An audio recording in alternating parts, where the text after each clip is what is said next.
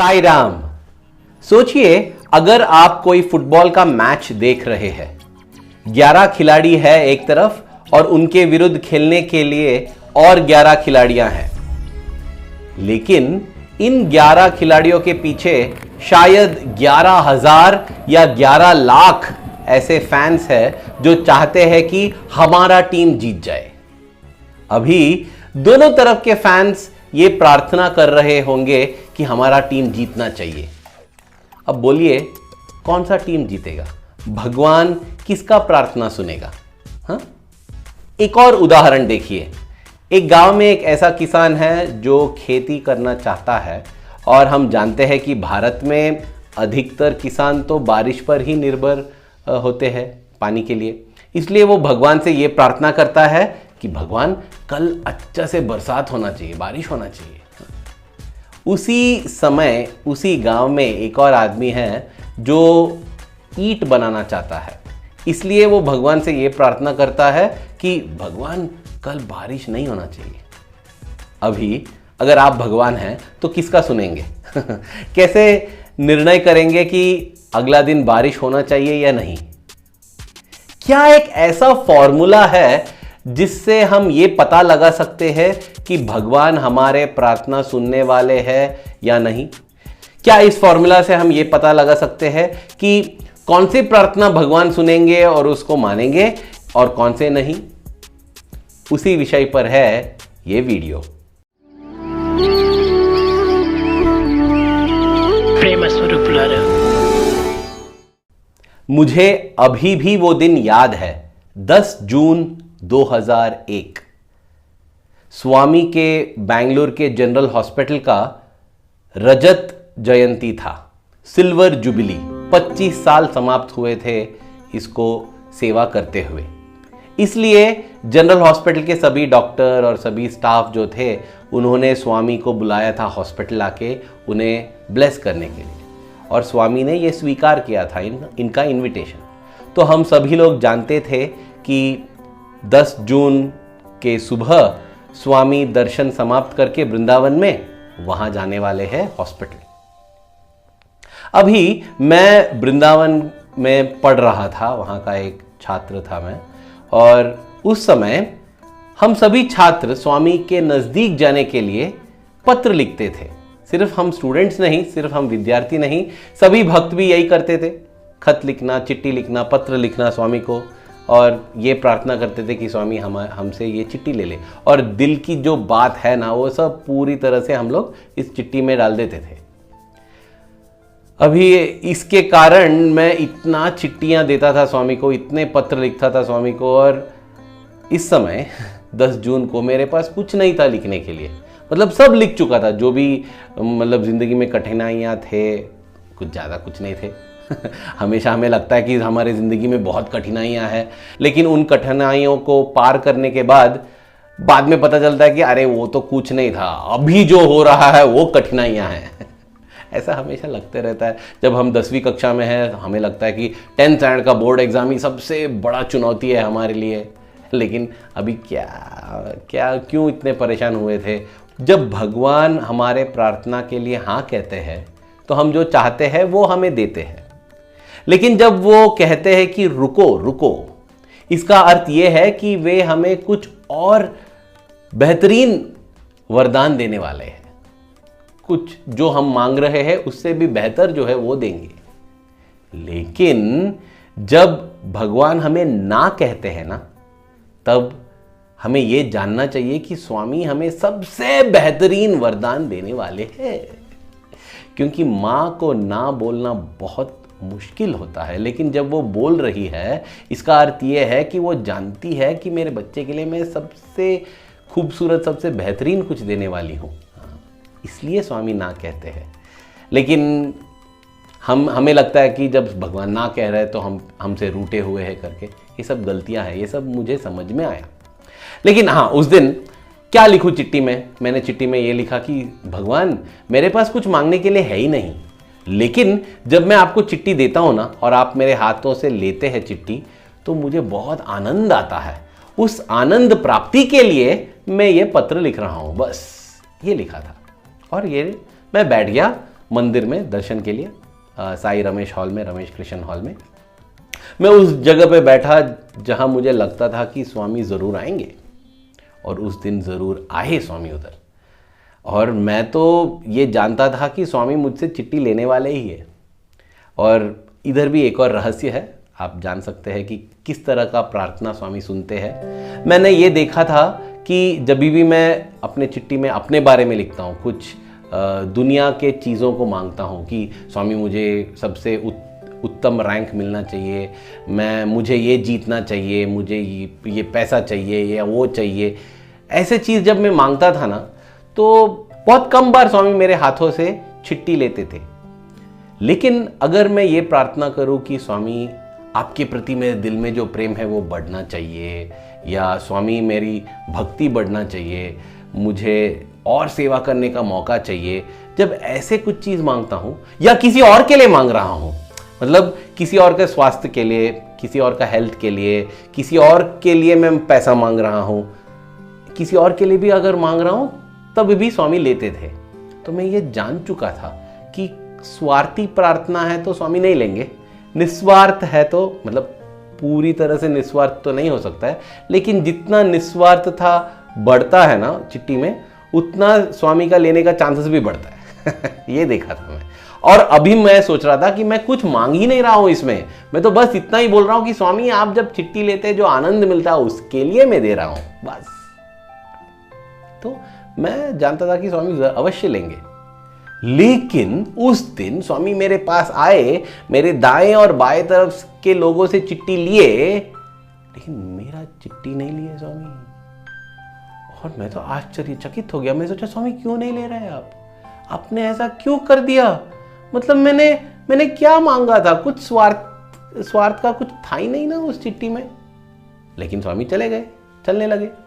मतलब आप देखे होंगे रमेश हॉल में एक बड़ा सा हॉल है, 3 रास्ता है स्वामी को चलने के लिए, एक बीच में लेडीज और जेंट साइड के बीच में, एक लेडीज साइड पर और एक जेंट साइड पर, यूजुअली यहीं चलते हैं। और लेडीज और जेंट्स के बीच में काफ़ी सारे रास्ता है भगवान को चलने के लिए, लेकिन मेन तो ये मुख्य 3 रास्ता थे। ये जो बीच में जो रास्ता था ना जेंट्स और लेडीज के बीच में, उसमें स्वामी चल के अंत हॉल के एंड तक चले गए। मैं सोचा रहे यार क्या समझ नहीं क्यों स्वामी आपने ऐसा कर दिया। भगवान से कभी भी ना क्यों पूछना नहीं चाहिए। क्योंकि अगर हम पूछते हैं भगवान से क्यों, इसका अर्थ यह है कि हमें उन पर पूरा विश्वास नहीं है। बताता हूं कैसे। अगर हम भगवान से क्यों पूछते हैं, इसका अर्थ यह है कि हम सोच रहे हैं कि भगवान हमसे कुछ गलत कर रहे हैं। और हमसे गलत क्यों कर रहे हैं भगवान? शायद वो हमसे प्रेम नहीं करते, इसलिए हमसे गलत कर रहे हैं।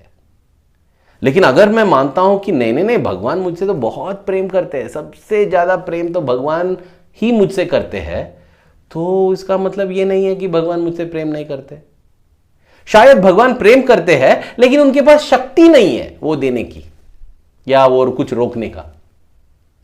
अगर मैं सोचता हूं कि नहीं भगवान सबसे शक्तिशाली भी है, मतलब भगवान सबसे प्रिय भी है, सबसे ज्यादा प्रेम भी करते हैं और सबसे शक्तिशाली भी है, फिर भी कुछ हो रहा है, इसका अर्थ यह है कि भगवान उसे होने दे रहे हैं बस। और क्यों? क्योंकि वो हमारे लिए अच्छे के लिए है, हमारे अच्छे के लिए ही है, नहीं तो नहीं होने देंगे। जब हमें भगवान पर विश्वास होता है तो ऐसा दृढ़ विश्वास होता है कि जो भी हो रहा है वो अच्छे के लिए हो रहा है। हाँ बस। और हम कभी दुखी नहीं होंगे और कभी भी क्यों नहीं पूछेंगे। लेकिन मैं पूछ रहा था उधर, क्यों स्वामी ऐसा हो गया, क्यों क्यों क्यों। फिर स्वामी चल के आए, मतलब अंत तक गए थे, हॉल के एंड तक। फिर वो जेंट साइड चले गए और जेंट साइड के रास्ता से चल के आए, मतलब मैं जहां बैठा था वहां से काफी दूर थे स्वामी।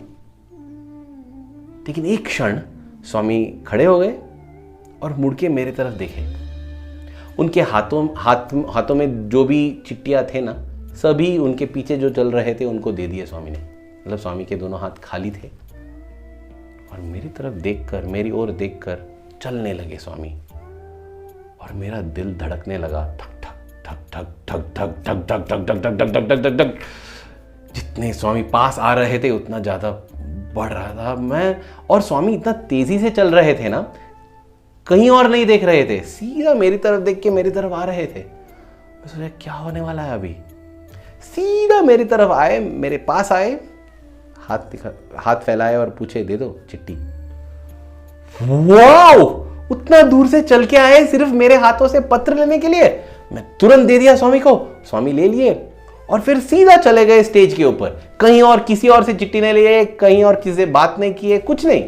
सीधा मुझे यह पता चला कि सिर्फ मेरी चिट्ठी लेने के लिए, सिर्फ मेरे हाथों से पत्र लेने के लिए स्वामी उतना दूर चल के आए थे, लेके अब स्टेज पे गए। और स्टेज पे जैसे ही जाके बैठे, उस दिन जैसे मैंने कहा था सिल्वर जुबली था जनरल हॉस्पिटल का, रजत जयंती, तो स्वामी को वहां जाना था। तो स्वामी बैठे कुछ ही क्षणों के लिए और उनके हाथ में मेरा पत्र था, और फिर उठे और आरती किया गया।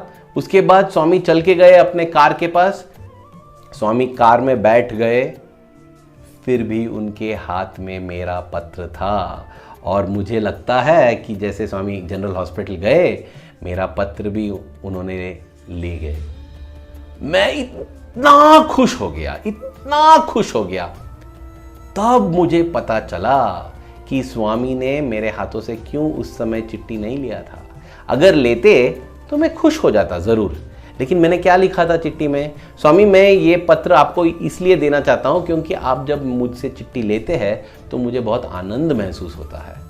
और स्वामी ने ऐसा लीला किया जिसके कारण मेरा आनंद कोई सीमा के बिना था, फूट फूट के आ रहा था। अभी भी मैं जब सोचता हूं ना उस दिन के बारे में, मेरा हृदय में इतना आनंद भर के आता है, और मैं स्वामी से कहता हूं स्वामी आपको मैं धन्यवाद दे रहा हूं कि आपने मेरे हाथों से वैसा चिट्ठी पहले नहीं लिया, क्योंकि अगर आप पहले लेते तो इतना आनंद मुझे महसूस नहीं होता। जो मैंने प्रार्थना किया, जो मैंने मांगा, वही स्वामी ने दिया सबसे अद्भुत रूप में।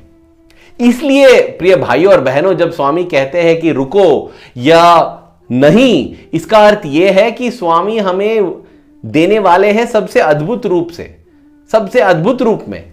हम जानते नहीं है, इसलिए हमें लगता है कि अरे भगवान हमारा प्रार्थना नहीं सुन रहे हैं। उस दिन मेरे लिए बस 5 मिनट लगे थे स्वामी को मेरी प्रार्थना पूरी करने के लिए और मुझे आनंद देने के लिए, लेकिन शायद कभी कभी 5 दिन लग जाएंगे, 5 हफ्ते या 5 महीने या 5 साल या 50 साल या 5 जन्म, कोई बात नहीं। सही समय पर भगवान हमें देंगे, हमेशा सही समय पर। और सही समय क्या है? वो है सही समय जब हमारा आनंद सबसे अधिक होगा। और अभी वापस ये प्रश्न पर आते हैं कि भगवान किसका प्रार्थना सुनते हैं। अगर हम ये चाहते हैं कि भगवान हमारी प्रार्थना हमेशा सुने, तो उसका फॉर्मूला ये है कि हमारे विचार, हमारे शब्द और हमारे कार्य भगवान के साथ तालमेल में होना चाहिए।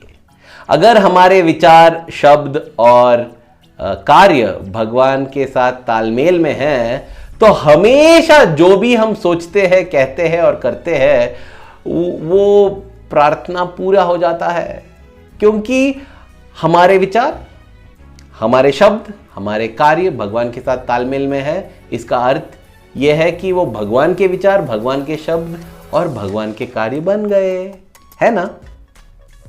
उस दिन 10 जून 2001 जब स्वामी जनरल हॉस्पिटल गए थे, वहां जब वे अपना डिस्कोर्स देने लगे, भाषण, दिव्या भाषण, संभाषण करने लगे, तब उन्होंने कहा कि देखो भगवान ने हर जीवी को कुछ ना कुछ शक्ति दिया है, लेकिन सबसे अद्भुत शक्ति, खुद की शक्ति, भगवान की शक्ति भगवान ने मानव को दिया है।